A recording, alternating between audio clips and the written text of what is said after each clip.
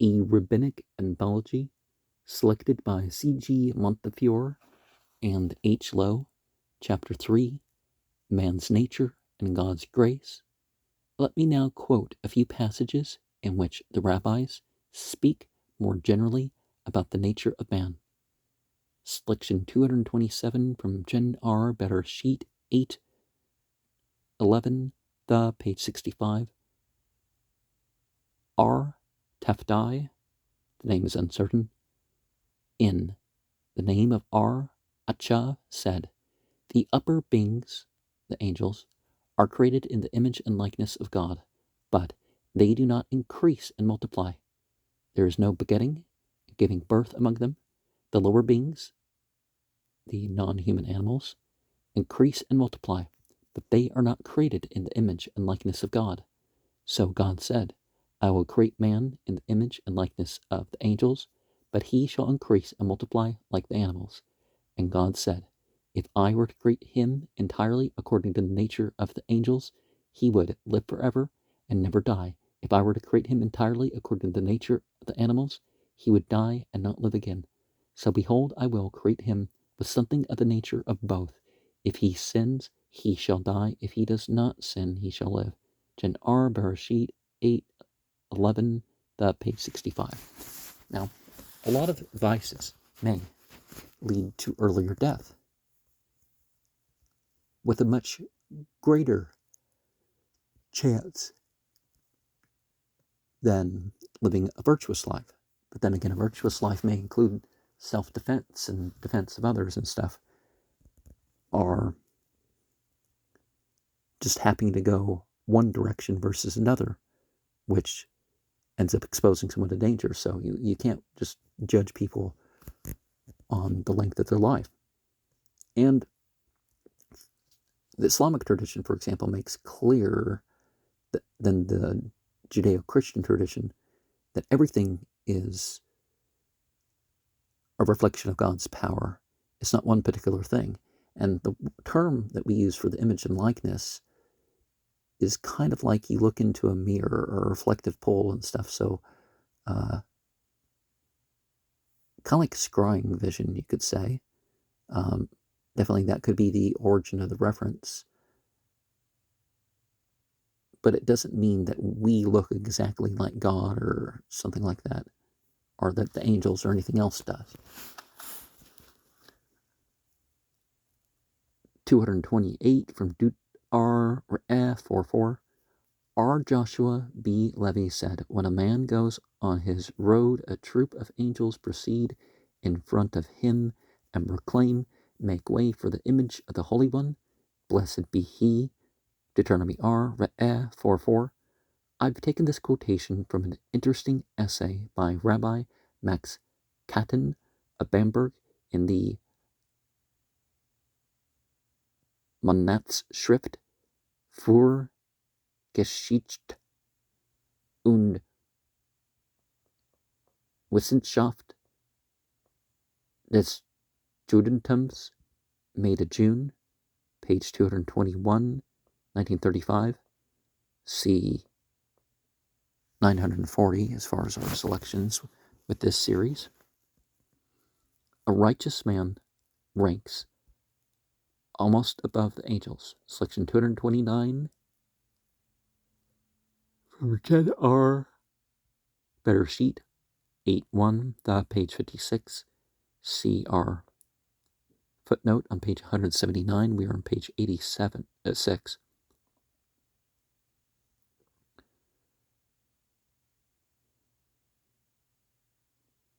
If a man does worthily, they say to him, thou wast created before the angels of the service. If he does not, they say to him, the fly, the gnat, the worm were created before thee. Gen R. Bereshit 8:1, page 56. The saying is missing in Theodore's text. For sources, see his notes. HL made that note.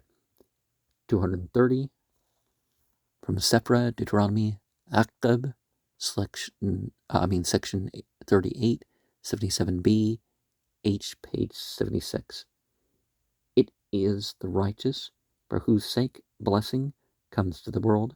It is a sanctification of the name, that when the righteous are in the world, blessing comes to the world. When or if the righteous are removed from the world, blessing leaves the world. The house of Obed Edom was blessed because of the ark, 2 Samuel 6:10.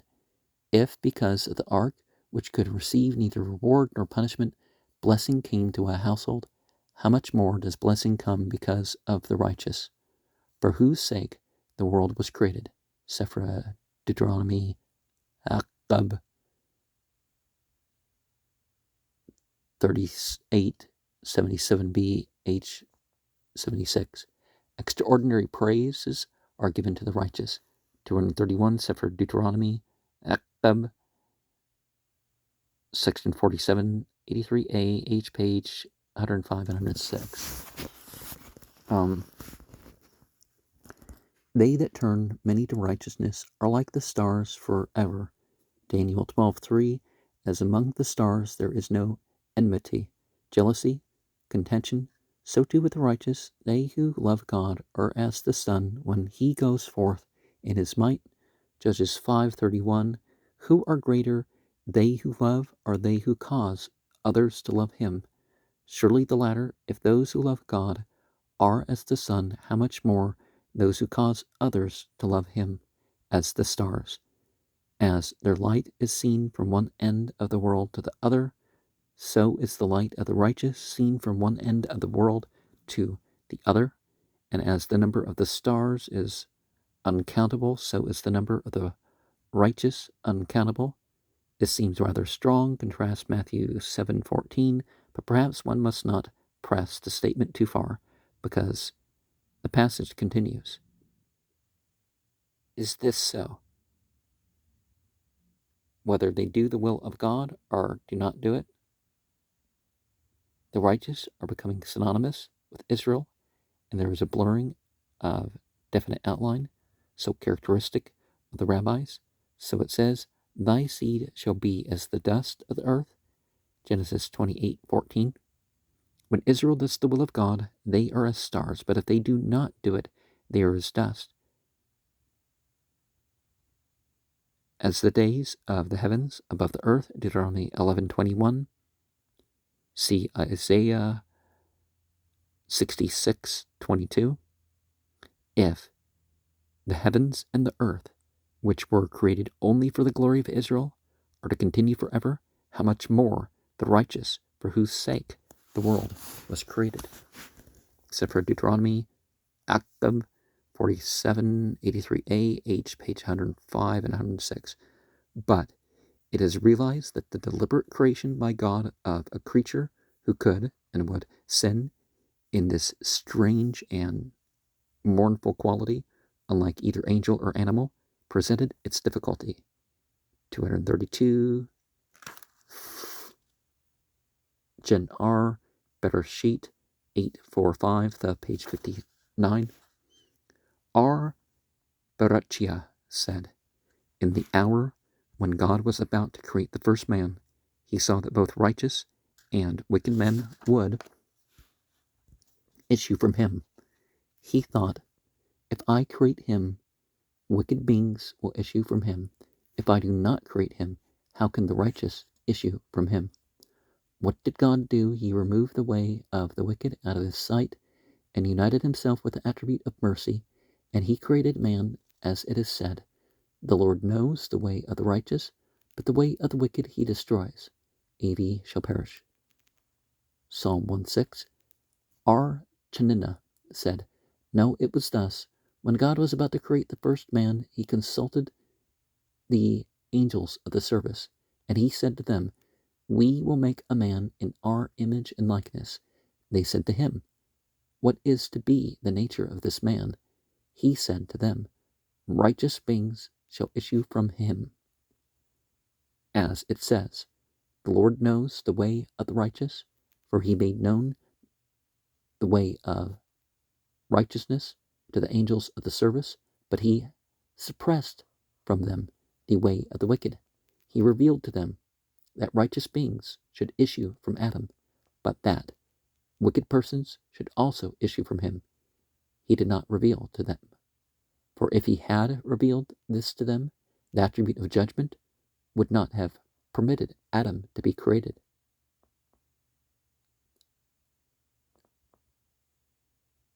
Well,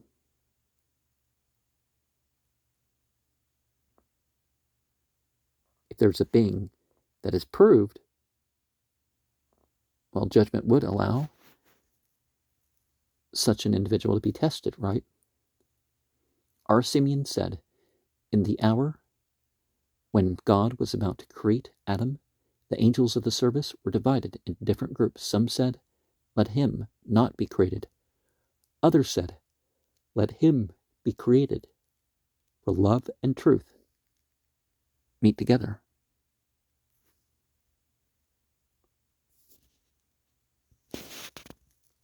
Oh, met together. Righteousness and peace kissed each other. Psalm 85:10. For love said, let him be created, he will do loving deeds. But truth said, let him not be created, for he will be all falsity. Righteousness said, let him be created, for he will do righteous deeds. Peace said, let him not be created, for he will be all quarrelsome and discord. What did God do? He seized hold of the truth and cast her on the earth. As it is said, thou didst cast down truth to the ground. Daniel 8:12. And then the angels of the service said to God, Lord of the world, how dost thou despise thine angel of truth? Let truth arise out of the earth, as it is said, truth springs out of the earth. Gen R. Bereshit 8:4-5, the page 59. One might almost say that man was created in order to give opportunity for God to display his forgiveness, his loving kindness, his mercy, his grace. The last three words translating indifferently the one Hebrew word, chesed. God expects a man to be and to do good, and he ascribes merit to and rewards the man, more especially the Israelite, who does good and fulfills the commandments. Well, if you translate Israelite into those who are striving for God, well, they're already on the path, and it's their lifestyle, to be a mujahideen. To give the term you hear in the news that you probably don't understand, it does good and fulfills the commandments, but beyond all human merit and deed are his compassion and his grace. And God is especially ready to receive the smallest indication of genuine repentance, and is never weary of listening to the cry of his human creatures in their various distresses. 233 from Midrash Psalm on 55:22, 147a in section 6. Cast thy burden upon the Lord, and he will sustain thee. Psalm 55:22. A man has a protector, patronus. He applies to him once or twice and is received. The third time the protector will not see him. The fourth time he turns from him altogether. But God is not thus. Whenever you worry him, he receives you. Midrash Psalm on 55:22, 147a, section 6. 234 from Midrash Psalm on 51:1, 140b, in section 2. Have mercy upon me, O Lord, according to thy loving kindness. Psalm 51:1. With whom may we compare David? With one who had a wound in his hand. He went to the doctor, who said, I cannot heal you.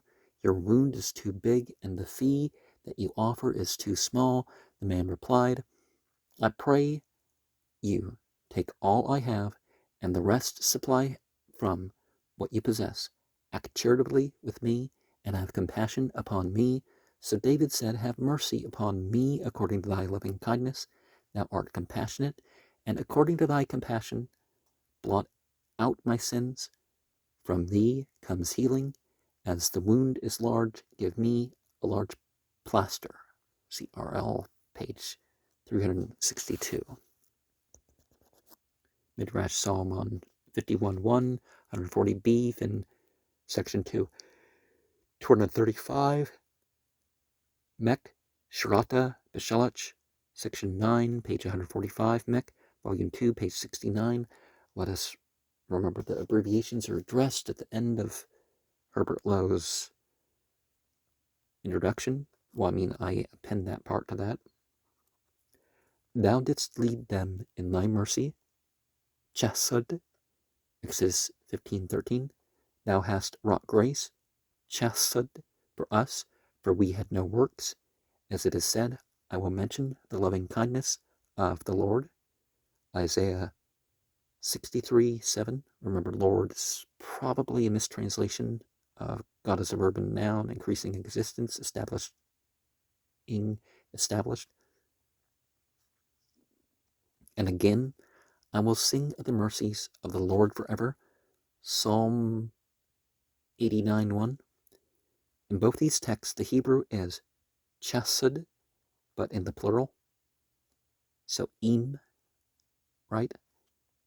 And from the beginning, the world was built only upon grace, chesed, as it is said, I declare the world is built upon grace. Psalm 89:2. AV, I have said, mercy, chesed, shall be built up forever. Mech, Shrata, Beshalach, section 9, page 145. Mech, volume 2, page 69. 236. Midrash Psalm on 89:2, 191a, section 2. I said the world is built upon chesed. Psalm 89:2. And not only the world, but also the throne of God, as it is said, the throne is founded on chesed. Isaiah 16:5. To what is the matter like? To a chair which had 4 feet, and one shook because it was too short, and then they took a pebble as a wedge and supported it. So the throne above, as one might say, shook, but God supported it. And with what did he support it? With chesed, and the heavens stand upon chesed, as it is said, as it says, to him that by wisdom made the heavens, for his chesed endures forever. Psalm 136:5, Midrash Psalm on 89:2, 191a, section 2, 237, Jen R, Cheya, Sarah. Oh, I don't know which S is supposed to be because they don't differentiate that. I think it's just a plain S. 62, the page 641. R. Haggai said in the name of R. Isaac, all need grace, for even Abraham, for whose sake grace came plenteously into the world, himself needed grace. 238, Midrash Psalm on 72, 162a, fin, section 1. It says, say ye of the righteous that he is good, for they shall eat the fruit of their doings, Isaiah 3:10. Or Judah the Levite, see Buber's note, son of R. Shallum, said, who is it who is called righteous? It is God, as it is said, for the Lord is righteous and loves righteousness, Psalm 11:7. If we have merit and if we possess good deeds, he gives us of what is ours. If not, then he acts charitably and lovingly towards us from what is his. Can there be any one more righteous than this? Midrash Psalm on 72:1, 162a, fin, section 1. The unintentional manslayer who took even one step outside the city of refuge in which he was interned before the death of the high priest was liable to be put to death by the avenger of blood. Numbers 35:26. On this fact, the following saying is based. Selection 239, separate numbers, Masseh, section 160, 62a, H, page 220. R. Elazar, B. Azariah said, the range of punishment is restricted, yet he who takes one step within its limit endangers his soul. How much more then must a man benefit his soul by taking one step within the sphere of good, which is vast? Sefer Numbers, Masseh, section 160, 62a, H, page 220. God is unwilling to punish, but eager to reward. For example, visiting the iniquities, where it's left out, to the third and fourth generation, but showing mercy unto thousands. Man has assistance from God to do good, and it should therefore be easier for him to gain reward than to incur punishment. This is characteristically rabbinic and not Pauline. H.L. One of the things that people need to remember, that as we're coming across, what's said to be the best of Paul turns out to be existing among the rabbinic teachings. 240 from Midrash Psalm on 71:2, 161b, fin section 2. Through thy righteousness deliver me. Psalm 71:2. Israel says to God, if thou save us not through our righteousness or good deeds, but be it today or be it tomorrow, deliver us through thy righteousness. Midrash Psalm on 71:2, 171b, fin section 2. The biblical word for righteousness in rabbinic Hebrew often means charity or almsgiving. Here it is applied to God's charity, his almsgiving, his grace. Section 241, Midrash Psalm on 119, 123, 250b, and section 55. Deal with thy servant according to thy chesed, grace. Psalm 119, 124. Perhaps thou hast pleasure in our good works, merit and good works. We have not. Act toward us in chesed, the men of old, whom thou didst redeem, thou didst not redeem through their works, but thou didst act toward them in chesed, and didst redeem them. So do thou with us. RT, page 362. See our selection 752. When we get to that, Midrash Psalm on 119, 123, 250b, and section 55. 242 from TJ Sen X, section 1, folio 27D, line 69, line 60.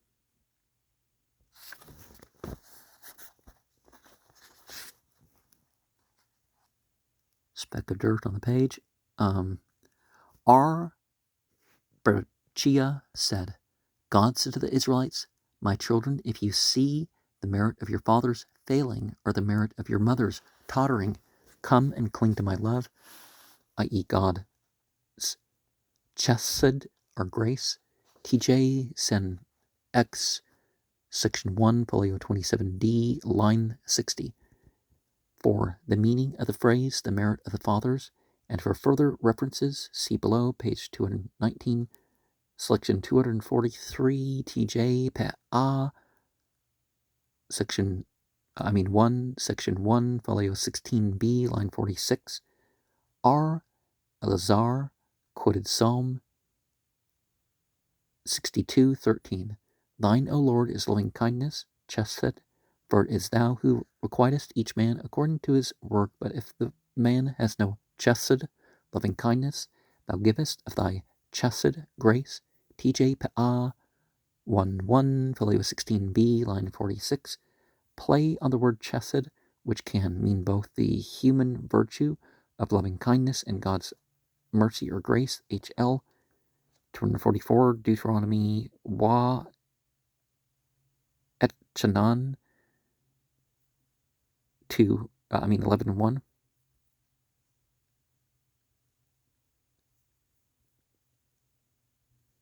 Oh wait, maybe that's supposed to be 2:1. Yeah.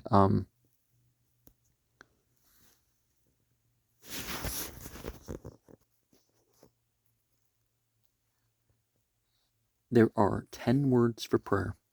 One of them is appeal for grace. All of the 10 Moses used only this once, as it is said, and I appealed for grace, AV besought, with the Lord at that time. Deuteronomy 3:23. R. Johanan said, hence you may learn that man has no claim upon God, for Moses, the greatest of the prophets, came before God only with an appeal for grace.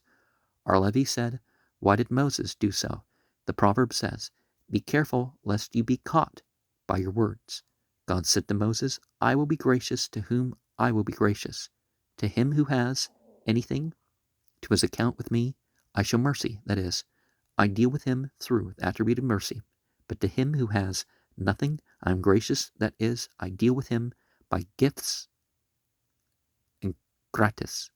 Gift and gratis. Our Deuteronomy Wa et Chanan 2:1.